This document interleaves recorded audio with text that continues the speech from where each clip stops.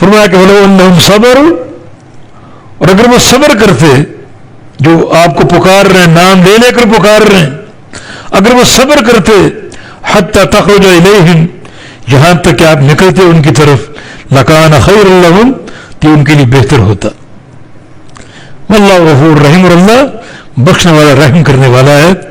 یعنی غفور رحیم سے ان آیتوں کا اختتام ہوا کہ جو لوگ اس طرح پکارتے ہیں، چونکہ بے خبر تھے، وہ ابھی شریعت میں اتنا تمکن نہیں تھا، ان کو اتنی پختگی نہیں تھی، اور شرعی آداب سے واقف نہیں تھے، شہری آداب کے واقف نہیں تھے، وہ دیہاتی تھے، اور دیہاتی آداب ہی ان کے سامنے تھے، تو نادانی میں جو کچھ ہوا سو ہوا.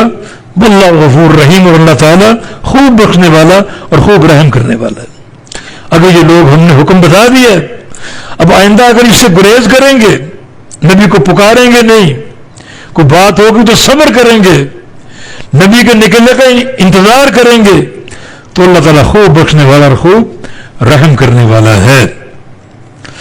اور ہمارے محدثین وہ تو اپنے مشائخ کا اس طرح انتظار کرتے، کبھی طلب علم کے لیے جاتے، حدیث کی سماع کے لیے جاتے، وہ اپنے گھر میں ہوتے تو گھر کا دروازہ بجانے کی بجائے باہر کھڑے رہتے، ان کے نکلنے کا انتظار کرتے. یہ ان کے ادب کے خلاف تھا. تو یہ تو علماء اور مشائخ کا ادب ہے، رسول اللہ کا ادب کیسا ہوگا؟ تو اس مقام پر اسی ادب کی تعلیم. تو سورہ حجرات آداب کی صورت ہے، اور اس میں نبی علیہ السلام کے آداب کا ذکر ہے. تو آغاز جو ہے وہ نبی علیہ السلام کے آداب سے ہوا. اللہ تعالیٰ نے عمل کی توفیق دے. آج رسول اللہ صلی اللہ علیہ وسلم دنیا میں موجود نہیں ہیں، آپ کے فرامین موجود ہیں، حدیثیں موجود ہیں. ان حدیثوں سے آگے نہ بڑھو، کسی کو آگے کرنے کی کوشش نہ کرو. یہ نہ کہو کہ یہ حدیث صحیح ہے مگر ہمارے امام کے قول کے خلاف ہے، امام کے قول کو نہیں چھوڑ سکتے، امام کی تقلید کو نہیں چھوڑ سکتے.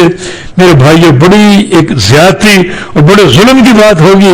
اس طرح نبی علیہ السلام موجود نہیں ہے، آپ کی موجودگی میں آوازوں کو پست کرنے کا حکم ہے.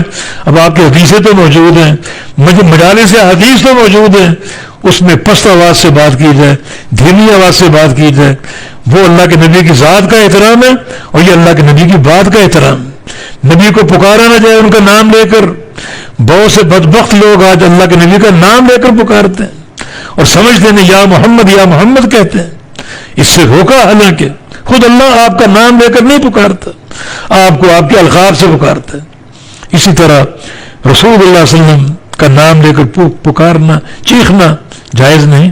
اللہ کے نبی کی حدیث کی مجلس قائم ہو، اس مجلس میں ان سارے اخلاق اور آداب کو روا رکھا جائے تاکہ ان آیات پر عمل کرنے کا موقع مل جائے اور توفیق حاصل ہو جائے.